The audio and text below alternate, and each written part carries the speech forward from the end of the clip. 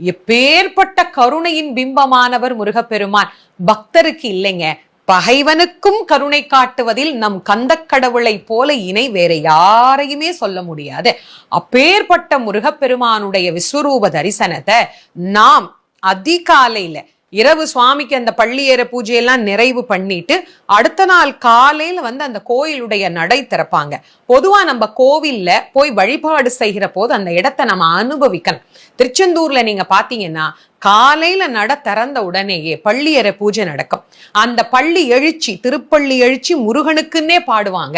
திருப்பள்ளி எழுச்சி முருகனுக்குன்னே பாடி, முருகன முருகா செந்திலாண்டவா, எங்கள் குறைய தீக்க நீ எழுந்து வா, வள்ளி தேவயானை சகிதராக விளங்குகிற பெருமானே எங்கள் துன்பத்திலிருந்து காப்பாற்று அப்படின்னு திருப்பள்ளி எழுச்சி பாடி சுவாமி அப்படியே அங்கிருந்து வலமாக கோவிலுக்கு உள்ள போனதுக்கு அப்புறமா இரவு முதல் நாள் எப்படி நட சாத்தும் போது அலங்காரத்துல இருந்தாரோ அப்படியே காலையில அவர் திறந்த உடனேயே சிரிச்ச முகமா அப்படி கோடி சூரிய பிரகாசத்தோட நம்மளுடைய பிரச்சனை எல்லாம் நான் சரி பண்ணிடுறேன், நான் இருக்கேன் அப்படின்னு சுவாமி காட்டுறாரு பாருங்க.